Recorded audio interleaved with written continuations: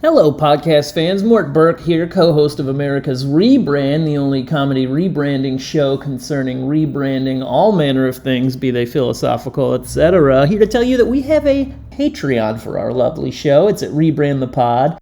You don't have to join if you'd rather just listen. We're really grateful for just your listenership, but if you'd like to support the show financially, you can join our Patreon and get immediate access to the Discord.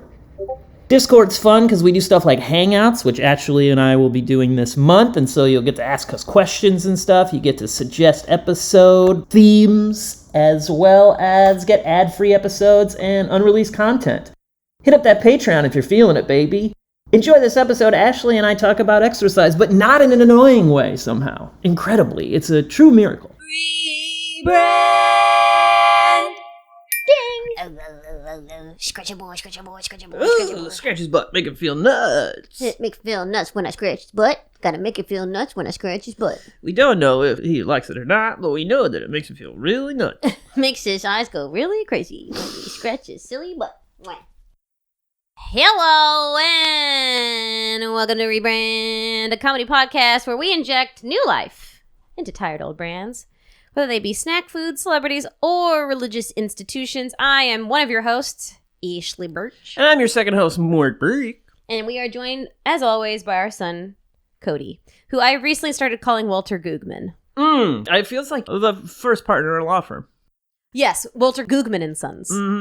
Yep. Or really popular, let's say the most popular accountant in a small town.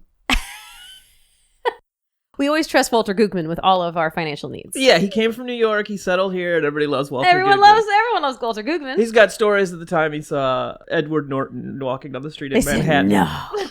Yeah. He said, yeah, Ed dropped his, he calls him Ed. Ed dropped his glasses. I picked him up for him. Yep, he goes, I did taxes for Sam Rockwell's brother in 1999.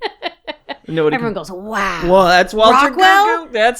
That's Walter Gugman. That's Walter Gugman. A bunch of them don't know who Sam Rockwell is, but they get the vibe that it's somebody they should know. They're too embarrassed to ask at this point now because there have enough people who've been like, Sam Rockwell? Yep. And Sam Rockwell's brother? Yeah, he goes, the Sam Rockwell of, God damn it. The Hitchhiker's Guide to the Galaxy fame? Yeah. And they go, we've never seen that movie. He goes, it's fun. And they go, that's Walter Gugman. That's Walter Gugman. That's the Googman. Gugman comes from, because I decided one day to start calling Cody Googie. Yeah. Then it's become Gugman. It's matured into the much more sophisticated Gugman. Yeah, because he's a baby, but he's also a man. Yeah, absolutely. At this point. Yeah, he's a living adult man who also happens to be a baby who's covered in fur. Yes, that's right. Yep. That's exactly right. That's a perfect description of our dog. So now that we've done 15 minutes on our dog, thank you, honey, for doing a rebrand without me last week. Oh yeah, you got it with the brilliant Stephen Shaw. Yeah. I was overworked and stressed and grumpy. Yeah. And so you took it out of my hands. Yeah, so you needed to take a night off for God's sakes. For God's sakes. And I was proud of you for doing it. And Stephen was devastated he didn't get to meet you. Oh God. I forgot to tell him you weren't going to be here, which is a wild move because he listens to the podcast. He's devastated? I mean, no one's been devastated that they didn't get to meet me. I like to exaggerate to make things more dramatic. Sure. Because that's part of Because you're a good fun. storyteller. Yeah, because I'm a drama queen. I'm a theater boy. So I like to go, somebody died. You go, they died. And they go, nah, they just... Cody's an adult man accountant. You're a theater boy. Yep. And I'm a baby bitch. A little tiny baby bitch. A little tiny baby bitch. That baby's a bitch. That baby's a fucking bitch. I love what a bitch that baby is. That baby's serving. Look at that baby. C-U-N-T. Yeah. Baby's throwing, put something on the baby's plate, throws it out of the room. Babies kind of are serving. Baby loves to be queen bitch. Babies are. Yeah. They're kind of voguing. They're not voguing. Really. Yeah. Babies are like the most demanding, needy drag queen in the show. We should have put this in our babies rebrand. That's true. Yeah. We can revisit the brands of babies. I suppose so. But I have a different one to pitch you. Also, this is an intimate rebrand. Shh. It's just Maortshly now. It's just Mort and Ashley and Cody. Shh. Intimate rebrand. My pitch today for rebranding is I want to rebrand exercise. Which I love. Because I think the current brand of exercise, when people think about exercise, they just think about awful bullshit like running, or lifting weights while staring into the abyss. Yeah. Probably hearing "Hello, Darkness, My Old Friend" in their headphones, even if they're listening to pump up music. Staring dead-eyed into a full-length mirror. Yep. Doing deadlifts. Hello, darkness, my old friend. Yeah. You know? Yep. And every one of those barbells should have dad written on them. Every weight that you add is like dad. One is dad. The next one's why. The next one is don't. The next one is you. The next one is love. The next one is me. When you finally get to the last one, you're king of the gym. They give you the gym. You can stop working out now. Because you've lifted 3,000 pounds of pure trauma. Well, look, here's what I want to... Because some people love running. And some people love weightlifting. Right. So here's what I would say about that. Well, okay, so there's a couple different kinds of people who exercise in my mind, from my experience, which is like people who love specific kinds of exercise that doesn't make any goddamn sense to me. Then there's the kind of person who can just through sheer will do whatever exercise. I don't know if that's they just like the feel, the endorphin rush. It doesn't even matter what they're doing, right? Mm-hmm. And then there's the kind of person, which I think you and I are more like, where we have to have something that we enjoy, or we will burn. I can force myself to run for like 2 weeks, but I will burn out so fast. This is exactly the reason I wanted to do this episode. Because for the longest time, I thought that I was just not athletic at all. Right. I believed that I was a person that did not do movement, that I did not do exercise. Yeah, you were a sitter mostly. I was a sitter. Yep. I was a lounger. Yeah, sure. I was a sleepy girl. Yeah, you were a lay back, a lay 'em down. A lay 'em down, a video game 'em up. Yep. I was like, oh, I just don't do that. I don't do movement. Yeah, just stretched out laying on the carpet floor in your living room. Exactly right. Mm-hmm. An invalid, if you will. For years. Yeah. And what? Which just can be fun when you're a kid, honestly. Yeah, and in my defense, I was living in Phoenix, Arizona, the asshole of the country where everything is hot as fuck. Yeah, and you don't want to be outside doing anything. It's 100 billion fuck degrees out there. It's hotter than the Celsius. Hotter than the sun's dick Celsius.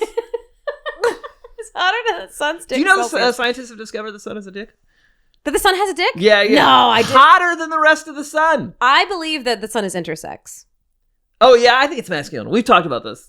I believe the sun has both. Yeah, you think it's... Yeah. Beautiful. I mean, I can see that, absolutely. I think to me, it really projects energy, which is a masculine thing to me. That's why I think it's a real guy with a stupid ass dick. No way. I think it's a shining lady. I think it's a drag queen. You do? Oh, interesting. The sun is a drag queen. It's gonna shine all day long. Do you think the moon's a drag king? I think the moon's also a drag queen. Oh, interesting. I think both celestial bodies. Is there any planet you don't think is a drag queen? I mean, I know we're all God and drag. I understand that. So in a way, we're all drag queens. I kind of feel like, now that we're talking about it, I kind of feel like every planet is a drag queen. Yeah. And I kind of feel like maybe Jupiter... No, Jupiter's a drag queen. They're all drag queens. I think maybe Mars is a drag king. Is that because Mars is known as the sort of warlike planet? Is that why? Yep. It's got a little mustache on it. It's got like a lunch pail. It's like, I'm a guy. And you're like, it's got a lunch pail? Yeah.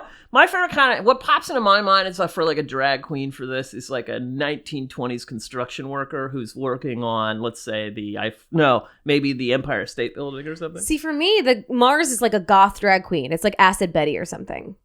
Oh, sure. Okay. Do you know what I mean? Yeah. They're all drag queens. Right. Yeah. Okay. Got it. Sure. That's what I think. Okay. Yeah. Great. I love the moon is like Gottmik or something. Okay. You know? Mm-hmm. The sun is, oh, who's the one I love? Oh, fuck. What's her name? Not Jinx? Yeah, the sun could be Jinx Monsoon. Totally. I like that. That's big. Yeah, they're all drag queens. That's really cool. I mean, she's the queen of queens. She won the All-Stars. You know what I mean? Yeah, there's so many queens. She had such a good roast on J.K. Rowling recently. Oh, really? Yes. Which I'll just butcher right now, and you can edit it out later if you want. But she's talking. I haven't been doing much editing lately, so just be aware most of this is gonna make it in. Oh shit! Hold on to your butts, podcast listeners. You're just gonna get like a window into our relationship. We just talk about bullshit. She's doing an interview with Z-Way. Yep. And she's talking about how J.K. Rowling. She's a woman, obviously, but she used J.K. as the initials to sort of.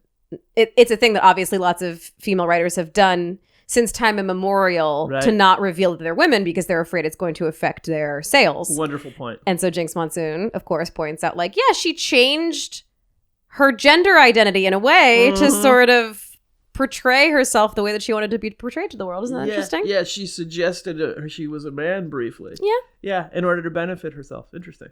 Baby bitch. It's okay when she does it. What a tiny baby. What a queen, dude. Serving cats. Okay, what the fuck were we talking about? Why we start talking about exercise. The genitals of the celestial bodies? Yes, this is why I wanted to rebrand exercise, because for the longest time I thought that I just didn't like exercise. Mm-hmm. Until you were about how old? Honey? Until I was in my 20s. Yeah. Until I was in my late 20s, because my friend Tracy, shout out to Tracy, who's also the producer of I'm Happy You're Here, free on YouTube if you haven't watched it, I ran out of air. I call her T.I., Tracy Ip. Wonderful producer of I'm Happy You're Here. Wonderful producer.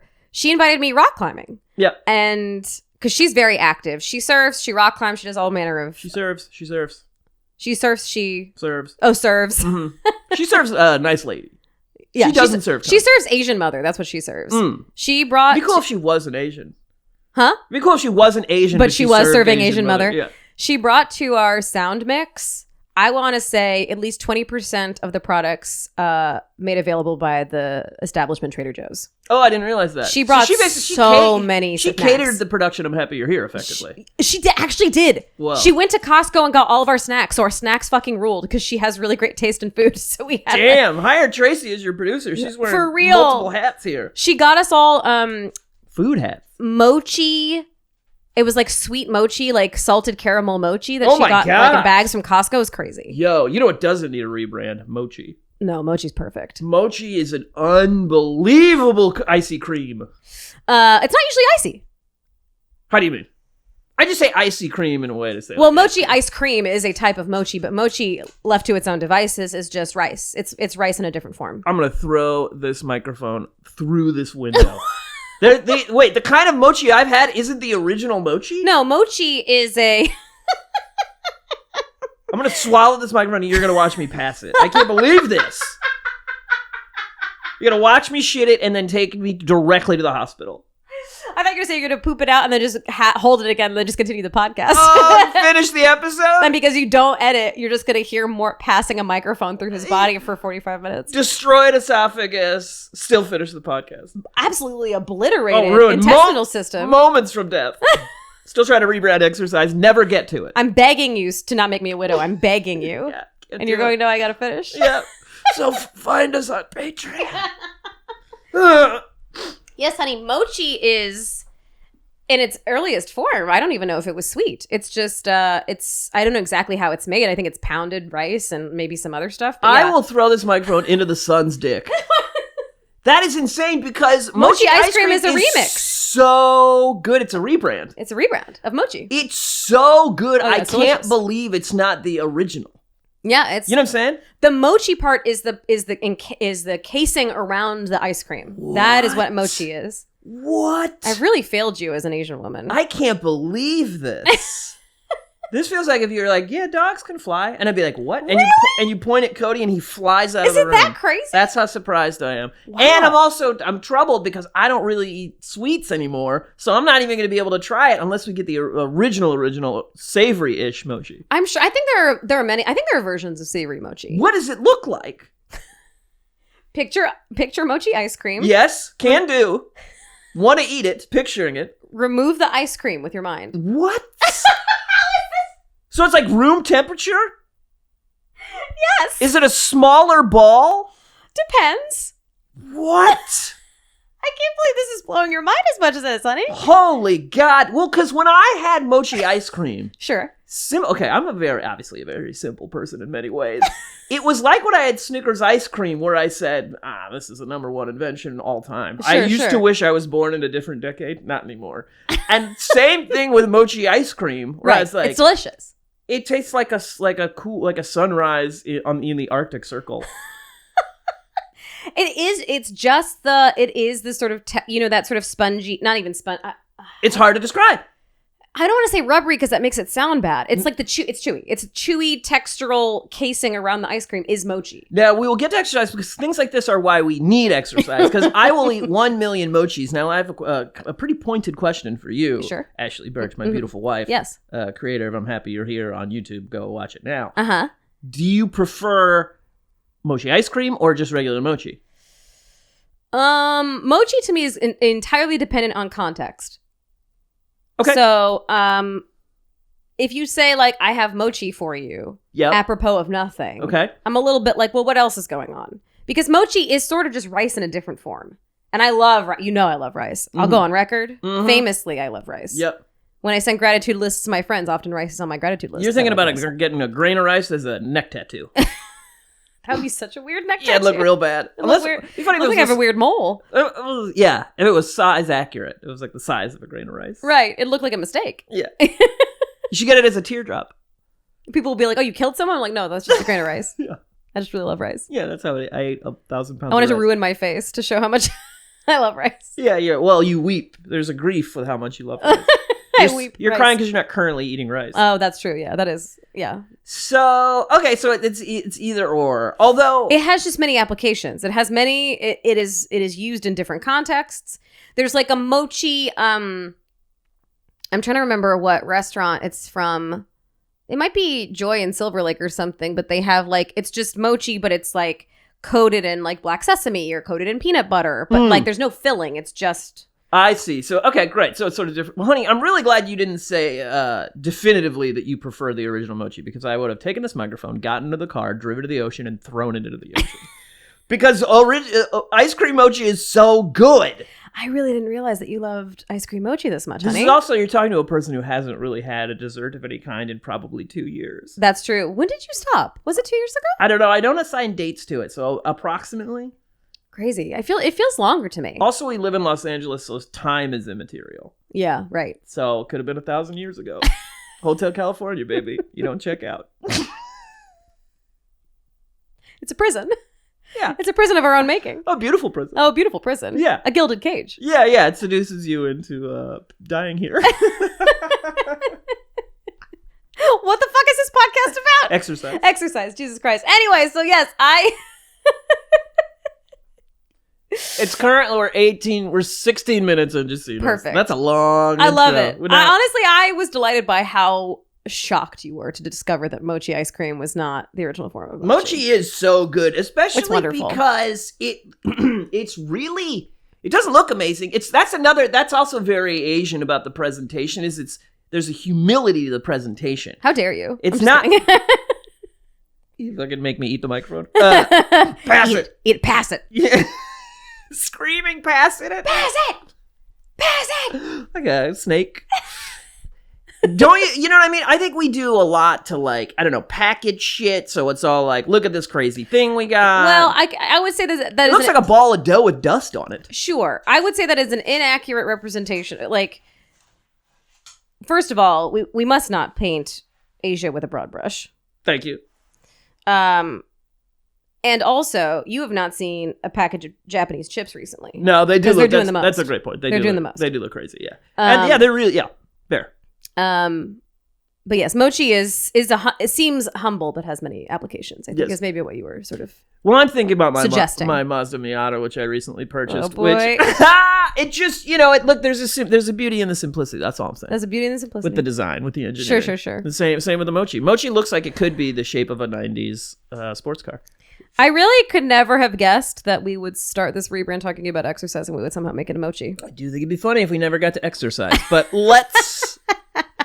And also, the fun thing about Ashley doing more exercise is you're currently dressed in a more exercise-specific outfit. Oh yeah, I'm in a onesie, an aerial onesie. Yeah, exactly. And I'm holding my foot aloft into the air, and it's comfortable. You're doing exercise right now, and it looks like when a Muppet pulls their leg up, which is a really fun. Like when Kermit holds his leg in front of his foot in front of his face or whatever. I don't know why I'm doing it. It just feels good. Yeah. So I was an indoor kid in Phoenix. Mm-hmm. And all of the exercises that were made available to me sounded bad. Yeah, they're all... Basketball, I was like, We tried playing tennis with my dad. I was like, this fucking sucks. You're mostly just running to get a ball because I'm not good at hitting the ball. Yeah. In PE, it was... I liked basketball. So for me, there were so few things that I tried a lot of different stuff. They took us swimming, didn't like that. They, Wow. Running in PE was a nightmare. Yeah. PE for my, like, they would make us do square dancing in PE briefly. That sounds better than what we did. Frankly. It was weird. I just got pelted with balls. Either I was getting pelted with balls in dodgeball, I was getting pelted with balls in volleyball. Yep. So I tried a bunch of different shit. I was like, I'm bad at all this. I don't like any of it. I'm done. And it truly wasn't until, how old was I in 2020? So probably until I was like 27, frankly. Right. I was like trying to force myself to do different things. I was like, I guess I'll go to yoga. I guess I'll try Pilates. I guess. And then I went rock climbing. And the thing that I liked about rock climbing was that it felt like a puzzle. They literally call them problems. Like the structure of the wall, either there's two different types of, there's three technically, but there's bouldering in rock climbing, which is where you're not attached to anything. It's just you raw dog in the wall. Or there's lead or rope climbing, where you are attached by a rope that either you yourself are pinning to the wall at different points, or it's hanging from the ceiling if you're in a gym. Yes. Or you're belaying someone. So that's belaying. Sorry. Right. And they call them problems because they are physical puzzles. Right. And this is great because it speaks specifically to an aspect of who Ashley is, which is you love to solve a goddamn problem. I like puzzles. Uh-huh. I'm an escape room baby. Yep. I'm a puzzle game baby. I'm a detective game baby. If you put babies in an escape room, it would take forever. You gotta put that in your type 5.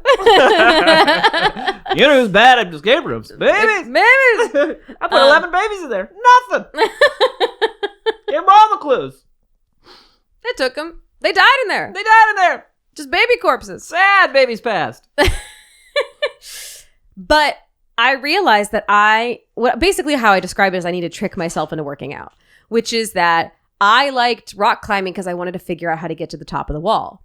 And because it's a physical puzzle, I learned like, I have to, if I twist my leg in this way, it strangely gives me more reach so I can get to this other thing. Or I have to get better at core strength so that I can hold myself on the wall for long enough to do a dynamic movement to get to this this other handhold that I need. Yep. And strangely, for whatever reason, the pandemic happened. Heard of it? Ever heard of it? This little thing you may not know about called the pandemic happened, and everyone was inside for 1,000 years. And I came out of it kind of not wanting to rock climb anymore, strangely. And I was really bummed because I was like, fuck, that's the only thing that I like doing. And then can I ask you, do you have any sense of why? Any idea why? Well, what's interesting about it is that you did end up finding something that was even more perfect. So this is what I'm saying. Yeah, this is what I was going to say, is that I was sort of bummed, and I was like, well, the one thing that I like to do is no longer. I don't have interest in it anymore as much. And then my friend who also rock climbed was like, I think you would like aerial. And now I do aerial, and I'm fucking obsessed with it. Right. And I can like do pull-ups. I never in my life thought I was going to be able to do pull-ups. Whoa, I didn't know you could do pull-ups. I can do like 5 pull-ups. Damn! Yeah. Whoa! Which I never, and the thing is that because I don't give a fuck about being able to do pull-ups, but I want to do more moves in aerial. Mm-hmm. And it requires upper body strength, or it requires core strength. Like, I want to do cleaner inversions. Right. That means having more core strength. I want to have the endurance to be able to do a sequence of this different stuff. That means getting my endurance up and my, being able to maintain. So I don't think this is an entire aspect of, be it physical art or sport or anything like that, but I do think there's something fun about, for people like you, and I would say me, competing against ourselves. Right. We want to improve little by little. In a thing that I'm thinking myself with skateboarding, and that I think what's cool about it partially is that it's sort of unendingly creative. Like, there's no point where you're going to master something to the point that you can just like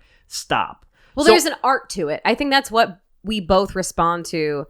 And I didn't know that was a thing that you could do as exercise. Yes. And I think that people that love basketball, let's say, they see the art within it, right? So I do think that's actually a part of competitive. I'm just being a little bit of devil's advocate with the other sports here, right? I get it. There's stuff with like I think I like basketball because it's a little cooler. Like, there's individual Sure. And I would say, to me, cool means like grace and style, which is a kind of art or whatever. So anyway, I'm thinking about this because I'm wondering if we can point to why and how you liked these things that might help other people figure out what they like. Yes. So right? yes, that's what I mean. That is exactly what I want to do with this rebrand, which is to come at it basically from a different angle. Right. Which is to say, don't think about it in terms of, I need to exercise to get better. Yep. Like health-wise. It's like, what do I like to do? And what I like about Ariel is that it's creative, but it's creative in a way that I am never going to make into a job. I am a creative person. I write, I act, I sing. Yes. You know? Yes. I like creativity. I'm very motivated by creativity. And the nice thing about Ariel is that it's a creative physical artistry that I am never going to try to commodify in any way. Let me ask you this. When you saw some version of Ariel initially, was there something that kind of made your heart feel excited? No, actually. Okay. So when I watched it first, I was like, wow, that looks really hard. I'll never be able to do that, but God bless, Godspeed to everyone that does. Did you think it was cool and interesting? I thought it was cool, but I never would have thought like, oh, I'll do this now. See, I think that's kind of part of it, because I've never,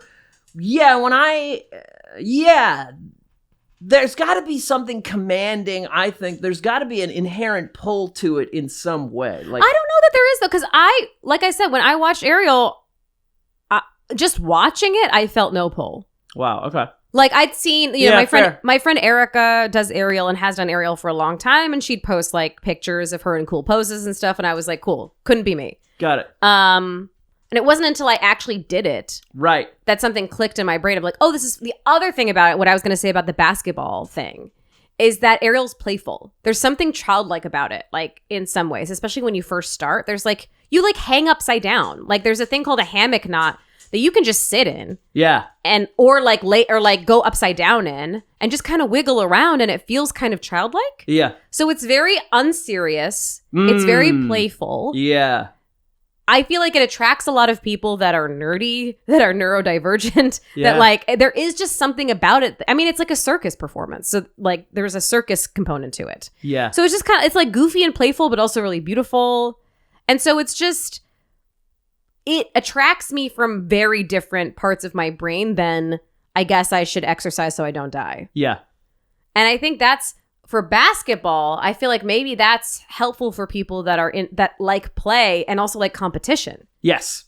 Right. You know? I think for them, it's like, it is more playful, which I think an aspect of it has to be in order for it to have a sustaining energy of like, oh, there has to be a couple things satisfied, which I think speaks to a big part of you too, which is like, you have a real sense of curiosity. So I think it has to be something like you're saying, the playfulness at the beginning is like, oh, this is fun. I'm learning a little bit more about my body, things that I can do. Oh, all of a sudden I'm kind of higher up in the air than I'm used to. What a curious experience this is. What's the next step in improving at this thing?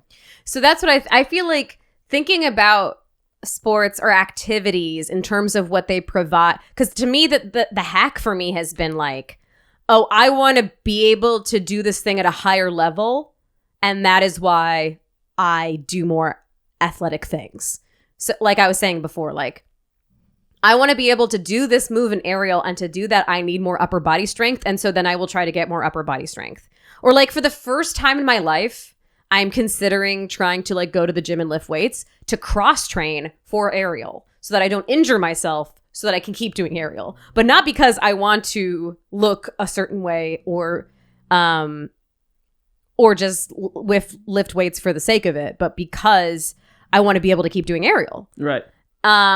So there's like stuff like, you know, maybe running is good for you if you like to be meditative, if you like moving meditation. Versus like, gotta get that cardio in, baby. You know what I mean? Like if there's something about the activity itself that tickles a different part of your brain, I feel like that's what you need, right? And it sounds like with the aerial stuff, you didn't know that until you tried it. Yeah. So I think it's beautiful, this idea of like, try several things. Because in my mind, I was thinking like, I kind of have to like it initially. And that can change, by the way, and completely has. Like, I've gone through different eras of being interested in different things. But I like what you're saying of, like, try stuff because you never know. Doing it might be an entirely different experience than watching it. Yeah, because when I first, I'd seen aerial happen before, and it really just, and lots of people have said this, which is like, oh, I could just never do that. I don't have the strength for it. Right. And every response from an aerialist is like, well, where do you think I got the strength? Mm-hmm. And that's what my friend Erica said to me too. And I was like, because I always just conceptualized Erica as like, Erica is strong. Right.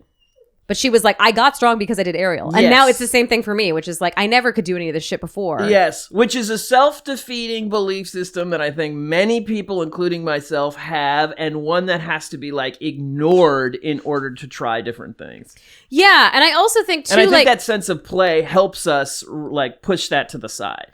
Yeah, and I think that like coming at it from a like, what do you like is an interesting thing. Like for skateboarding, I feel like not thinking about it in terms of like physical endurance or cardio, but like, do you like experiencing the city in a different way? Or do you like being kind of rebellious? Yeah. Or do you like... Even do you like loud sounds? Like, really, I don't know if I ever told you this. So there was a skateboard shop called Altered Skates of America in St. Louis. And I went in there at 8 years old, I think, 8 or 9. It was a big year, man. And I think there was a video call. I think it was Future Primitive, maybe. But it was an early Powell video. But it's the one where there's a bulldog skateboarding. And that'll get you into it. I'm in this shop, and there's all these different like colorful graphics and scary, interesting skulls and like neon colors. And then also, I'd never seen anything that was like that new or curious or exciting. And also the people like Lance Mountain and stuff, the people in this video, they're also just having a lot of fun.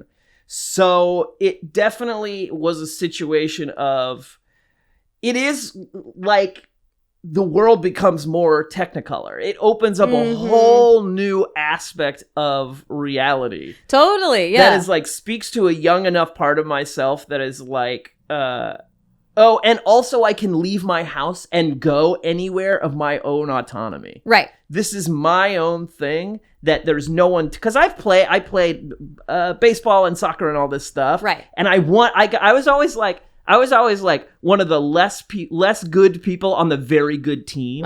Right. So I loved those things, and I wanted to excel at them, but you can't do it on your own. Like, you can't get better by yourself. You need a weird adult there to yell at you into like doing stuff that you don't want to do. So I think for my own distrust of authority, I was like, I need a thing that I can be competitive with myself on my own terms. Right. And it's loud, which I love, and it's fast. It's like fucking flying. Right. Down a street. Yeah. So it's this whole exploratory thing. And now this car that I have, it's the first time I've ever driven somewhere I'm like, oh, I just want to drive up that hill to see what's up there in this car. Right. I don't think I realized that physical movement / exercise or whatever you call it could be, whatever you want to call it, could be expansive in that way. Yes. Like exploratory. Yeah. Yeah. Like, oh, I like the idea of storytelling with physical movement. Yeah. Which I had never done dance. I had never done any of that stuff. Totally. And seeing it with aerial, I'm like, oh yeah, you can tell a story with a performance, with a sequence of moves, with, coordinating with the music that you're listening to. And there's such a beautiful history of dance as a storytelling, communicative expression. Right. That is like really, really powerful. And if you haven't seen it, you're like, Cody's sneezing and growling. Oh my God. The entire time he has been growling, he's been grumbling, he's been sneezing. Yeah. So dance, physical movement as an expression is extremely powerful, I think, for people who are creative inherently. Right. So let's talk about like common exercises that I think people default to. What do we think they provide someone outside of the act of exercising? So weightlifting. I think, one, a sense of accomplishment and proving to oneself that you can do things that you maybe thought you couldn't. I think that probably feels really good to feel yourself getting stronger. Sure. I think it feels good to walk around having strength. Feels good. Sure. Maybe maybe it's a thing where, sorry, I cut you off. No, go ahead. Maybe it's a thing where like, because for me, I feel like I would need a goal of some kind, right? Like, all of my advancement in my physical ability has been like wanting to do a different aerial move or something. Mm-hmm. So maybe maybe it's like finding something that you're like, I want to be able to lift that. For like sure. a random object. Like you're trying to get to the end of the weight, which is me, Dad. Why don't you love me? Yeah. I'm trying to get all the way. But yeah, with skateboarding, it's like, okay, yeah, I want to learn nollie crooked grinds. I have to learn. I got to learn how to skate. Right. Then I got to learn how to ollie. Right. Then I got to, you know what I mean? Which I'm sure like activates so many muscle groups. Oh, it's psychotic. In your body. Skateboarding is impossible. The fact that you can, it's still a mirror, and I can do some flip tricks, but it's a miracle to me that you can roll, make the skateboard flip with your feet, land back on it, let alone if you're doing that in a way that looks like casual and sick. Right. You know? Yeah. It's amazing. Or I imagine that like I am very bad at riding a bicycle because I have not done it. Yeah. Or I didn't do it when I was a kid. Yeah. But I'm at like when I have done it, it's like a way of being in the world, experiencing the world that is very different than being in a car or walking or whatever. Like Absolutely. There's like a sort of, there is a connection you can have to your environment that you don't achieve in other ways. I assume it's similar with skateboarding. I think so. Yeah. Yeah, I think absolutely. I think it depends on, I think if you're like, let's say like a long distance biker or something. I just had a friend that like went through all of Oregon, I'm pretty sure. Whatever. I think there's so much in the realm of accomplishment there. There was a skateboarder, I forget Caruso, I think his last name was, but he skated across America basically. Right. And he, and that so much is like the act of skateboarding at this point is almost more like long distance running. And it is very much what you're talking about, experiencing the environment in a different way. Yeah. Through long distances. And those things are like, it's a grand adventure, and it's also a high sense of accomplishment. Yeah, like there, like the fact that there are bike paths in LA that could lead you to the beach.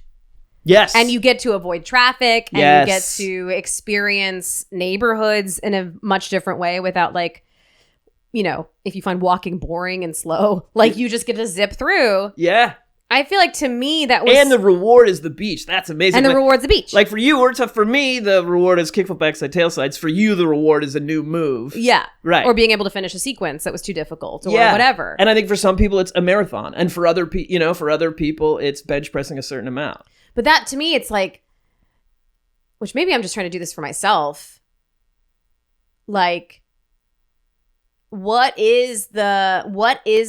you get out of it that isn't... I guess it's a sense of accomplishment, but what I like about, like when I think about biking, I like the idea of like, it isn't about the cardio or the leg muscles or whatever, or like getting your heart rate up to a certain degree. It's like, I get to see the trees in a different way. Well, that's what I'm saying. That's what I'm saying. Like I think there are different kinds of, because there are people who seem to just be able to, I mean, I'm sure liking the physical activity is an aspect of it, but I think there are some people who are more geared towards a kind of accomplishment with it. And then there are more people who are geared to an accomplishment that it is a kind of artistry, which is what I'm more into. Right. And it has to be a kind of artistry that makes sense to me and usually is not point-based, because that seems fucking arbitrary to me. Right. And then there's, So I wonder if it's like, also part of this rebrand is like thinking about it outside of the box a little bit. Like LARP, for example, is exercise. Uh-huh. You know what I mean? Yeah. Like wizard exercise. Huh? Wizard exercise. Wizard exercise. Yeah. Like you're running, you're probably like if your costume is a certain... Totally. Another kind of storytelling, right? Exactly right. But like, like you're carrying heavy shit, you're running around, you're probably like you're doing different, like you're in different physical positions at different times, whether you're crouching or holding a shield or whatever. Yes. And also that has a similar thing somewhat to the things that we like, which I think aerial and skateboarding are really similar, which is that you do them primarily, at least to practice, as in a group, but it's an individual pursuit. Yes, right. That's what's cool about skateboarding is like you go to a spot with people, but you do the tricks individually, but you support each other through it. Right. It's both it's communal without being competitive. Yes. Yeah. That, which is why like in 2025, the girls skateboarding was so incredible because men do this too. They really they're psyched for each other when they land something. Yeah. Aerial's much the same. It's like, they're usually smaller class sizes. And so there's some amount of time where you're watching other people like do their thing. Yeah. If you're resting or it's not your turn or whatever. And at my aerial studio, it's extremely supportive. Yep. So there's a lot of like, be like, no, you can do it. Push. You know what I mean? Like, would you say more so than the way you experienced rock climbing? So rock climbing still felt like I would do a lot of like rope climbing. Yeah. And that's usually like you dance with the one you came with. Like you like, I think bouldering can be more communal. Uh-huh. Bouldering always But it does still feel more like a gym, correct me if I'm wrong, than the aerial studio. The difference is that like when you rope climb, you have to go with, depending on the rock climbing gym, but like you go to the place with someone that is going to be your belay partner that you know already. Right. So you're just hanging out with that person basically. In the bouldering area, I think it's easier because like it isn't a 2-person job. It's just you go up to the wall, you try or whatever. But like often people will come with friends. They'll like go to hang out with people. And what I find is that like aerial studios, it's people go by themselves, but then they meet people there. So like I met a bunch of friends there.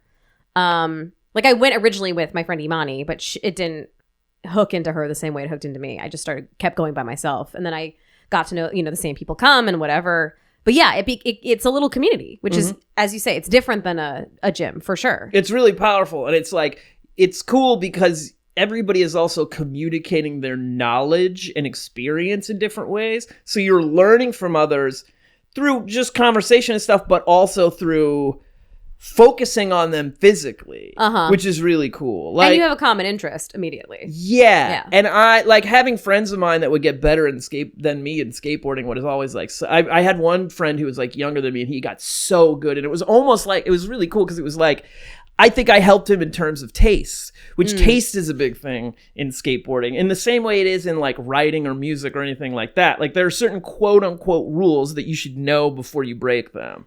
Right. And a lot of that only comes from experiencing it, which is why like everybody who's never skateboarded loves Rodney Mullen. Right. And I love Rodney Mullen, too. But it's such like a Reddit thing to be like, he's the best skateboarder who ever lived. That's like it has those are people that have never truly skateboarded in a lot of ways. So maybe what it is, it's like to really fall in love with a type of like physical activity or exercise, you need to love the culture.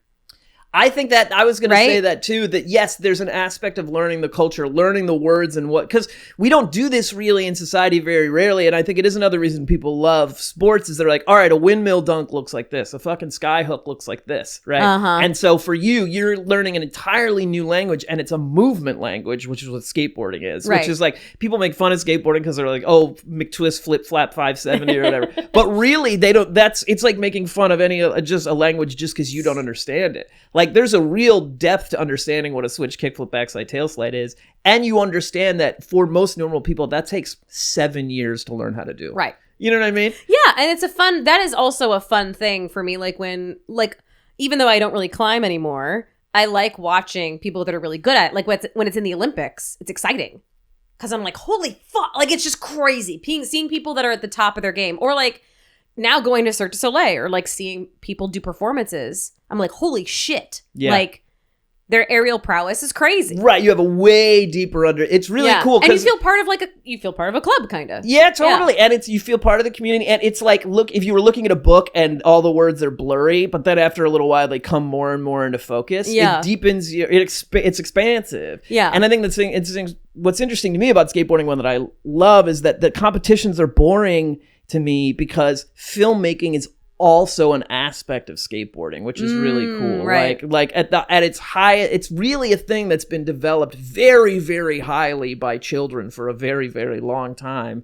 Like in the shadows of what everybody else was doing. And I love that aspect of it because it is like there's a treasure aspect to it. So you learn a lot about composition, and you learn a lot about filmmaking and the style of film. People love the VX1000, which is like a 90s video camera. They just and this is because this is filming parts. Exactly. Yeah, totally. So that's a huge part of the artistry of it. Of all of it is like there's Bobby Puglio. He popularized skating cellar doors in New York. Whoa. And that's such a beautiful kind of artistry that is specifically his. It's like he invented his own like discipline, and he was real pretentious. He would just any other kind of skateboarding, be like, that's fucking whack.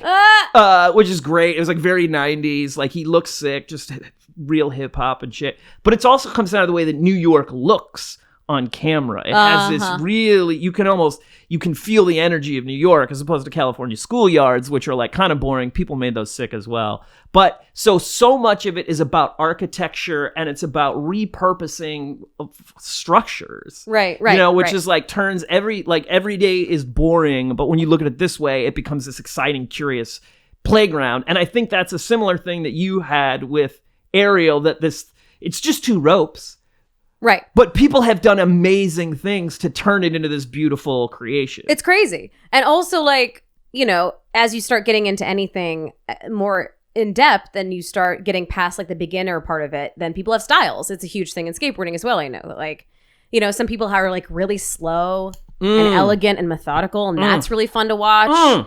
And then some people are like thrashy and like energetic, and that's fun to watch in a different way. Kind of punk or metal or something. Yeah. And it's cool. It's like so cool. I mean, there's an artistry behind it, which I respond to. I didn't know, you never said that to me. I didn't know that. That's so rad. It makes perfect sense. And it's also music is really related to Aerial too. Oh, it's a huge part of it. Right. Like the performance, like I have always really loved, and I've only ever seen it in like music videos or sometimes in, you know, TV shows or movies where something is like perfectly synced to a song, and Aerial scratches that itch in my brain so crazy because are oddly satisfying because you can, like, picking an Aerial song for a performance, that's all you're thinking about. You're like, hit the drop, hit the moment when the song goes really crazy, you should drop here, you should thrash around, and then it slows down and you should match your body to that. And like that is so fucking satisfying for my brain. I love it. I love seeing someone like move in concert with the way that the music is moving. Yeah. Well, and it's a union too, which is really beautiful. It's like a physical manifestation of just the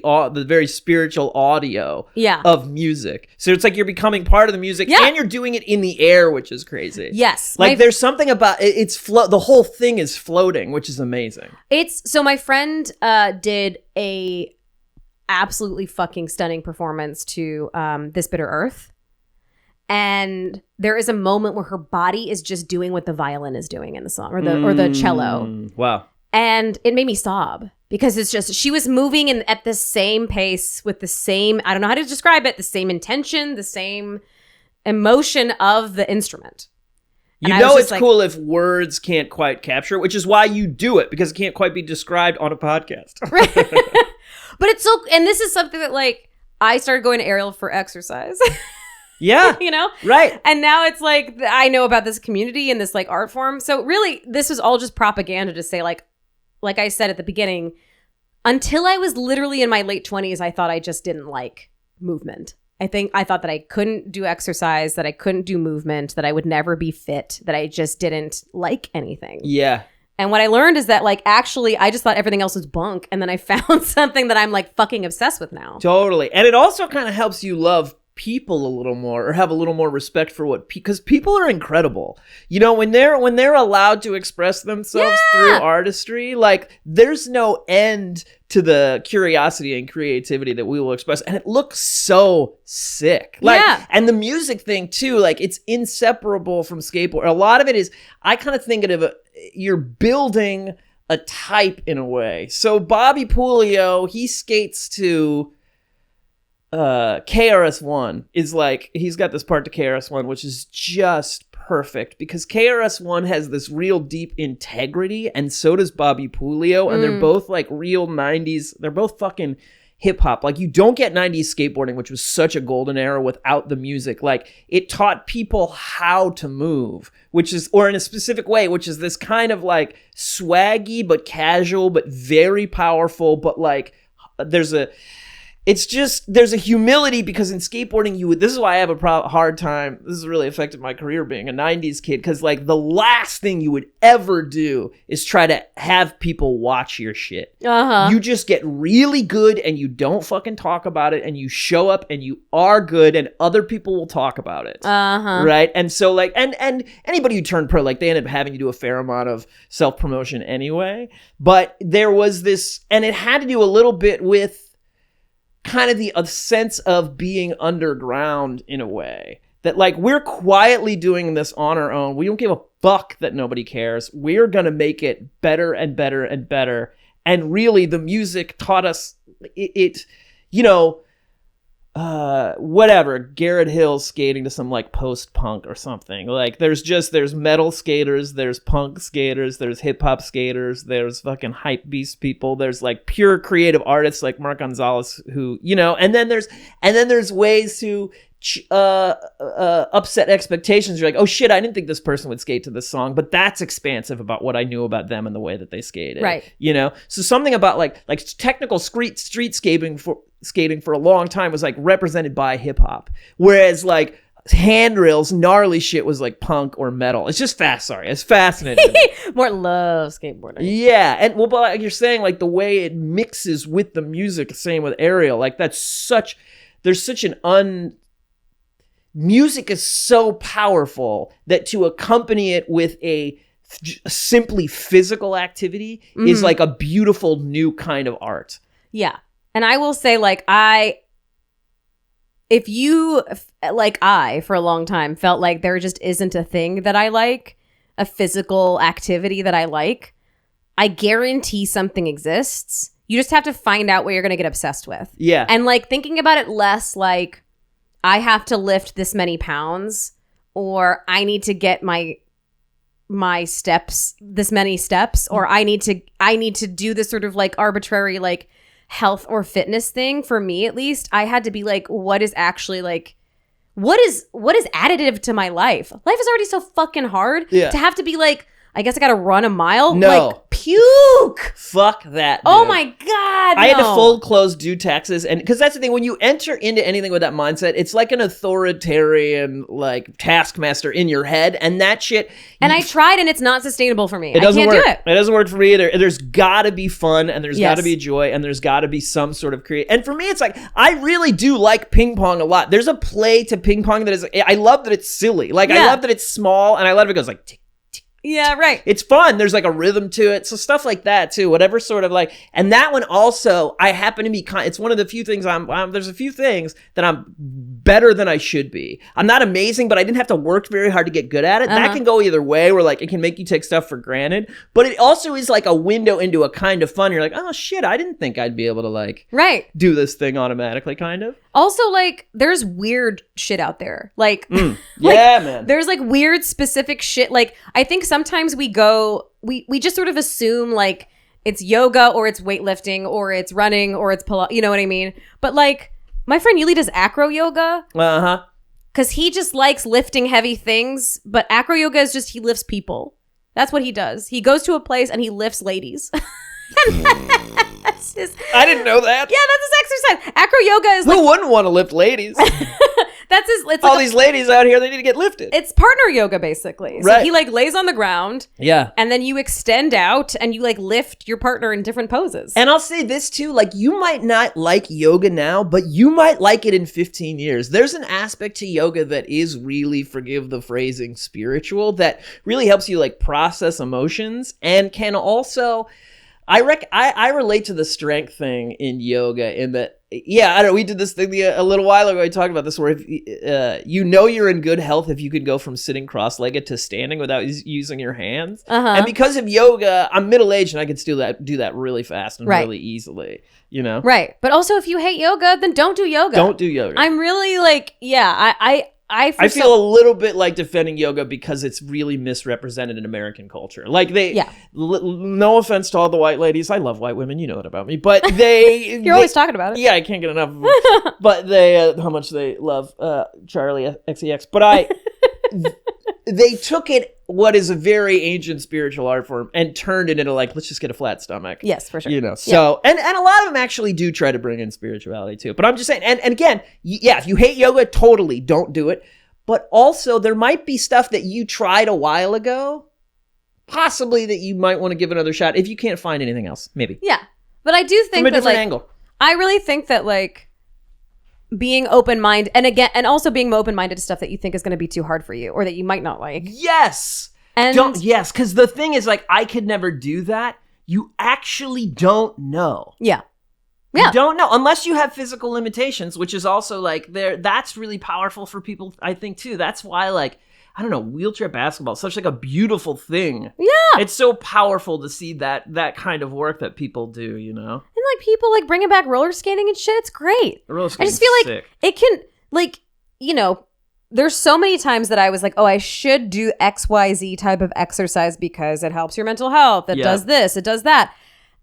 I really feel like for me, that shit is not sustainable unless I want to do it. And then you get the benefits from it if you actually find something that you like to do. Yeah, man. And like out here, for example, you might be like, I don't like bike riding, but they do these like night bike rides out here where everybody like does their bikes up with lights and shit. And there'll be one lunatic on like a bike that's 3 frames high. And then, you know, and they're doing it in a group of like 60 people in the middle of the night all around like Culver City or Hollywood or something. It's another like fun adventure. It's like the Steven Spielberg thing of like, all get on our bikes and like go towards the woods or whatever. Yeah. You know? Have fun with it. Have fun. Or make your own thing. Right. Take a thing that you like. Calvin ball it. See if you can make it communal. Right. See if there's anybody else interested in fucking around. Just don't think, I'm just so over this fucking idea of like, you know, the New Year's resolution of like getting a gym membership and never going back. Like if you don't like the gym, fuck the gym. Fuck the gym. I guarantee there is something that you like to do that is physical. I guarantee it. It's not, the gym is not for you if you hate it. And that's great. That's actually, good to know. That's a strength. Maybe you need to go to a basketball court with another friend and see who can make the shot from the farthest away from the basketball And that's hoop. all you do. And that's all you do. Yeah. And it's hilarious and you're laughing and it's stupid. And then you eat and talk about how silly and stupid that was. Yeah, exactly. And maybe you make maybe whatever it is. Maybe you play golf, but at a frisbee golf course or something. Maybe you make a new thing. Yeah, totally. Use your own creativity. Yeah, because I really do think that like there are obvious they're well documented benefits to exercise. So I think we will like force ourselves or shame ourselves sometimes into trying to do it a certain way. Yes. And I want everyone to have those benefits, but also the exercise in and of itself can be a benefit. And it, I think, is inextricable. It is a benefit. Like, it will, we were talking about this, Beth May was saying, like, the annoying thing is that what they're saying is right, that exercise really does help with depression. I don't think it's the only thing that can combat it, because definitely not, especially clinical depression. Right. But there is really something about our bodies love movement. Yes. You know? And they love new experiences. Yeah. And like, I have a friend that for a while, her exercise was like literally just putting on an album and dancing around her house. So great. That's what she did. That's what I'm saying. And that's not invalid. No. You know, I think for me, I'll be like, well, it's not valid unless I'm doing cardio for an hour. That's fucking insane. Right. Just for God's sakes, have fun. Yeah, man. Have fun out there. Jesus Christ. Yeah, have your own fun. Shit's wacky out there, man. Shit's wacky out there. Do something that makes you happy. Jesus Christ. Let's fucking wrap this shit up, baby. Go have fun. Fuck it. Fuck it. Go have fun. Jesus. Fuck these jerks. The people you don't like and you're afraid of, they don't want you to have fucking fun. They hate fun. Yeah, that's right. Yeah. We want you to have fun. I don't know why I gotta make an enemy out of everything, but... Honey, where can the people find us? You can find us on Rebrand the Podcast on Instagram. We also have a Patreon, which we'd love for you to join if you have a little extra cash. If you don't worry about it. We're just happy that you are listening to our work. We're grateful for it. If you join the Patreon, you get free episodes that you haven't seen before. You get ad-free episodes. Ashley and I are going to do a hangout this month for an hour or two where people are going to ask us questions on the Discord. You can suggest episodes of the podcast. We just did Rain recently. That was a suggestion from a member. I believe William, I want to say. Yeah, I think it's William, yeah. Thank you so much for listening, guys. Go have fun, goddammit. Yeah, just, I don't know, fucking play catch with yourself. Who cares? Try skateboarding. It's the coolest American art form besides jazz and hip-hop. And try aerial. It's super fun. I love it so much. Okay, we love you. Goodbye. I love you, bud. Rebrand.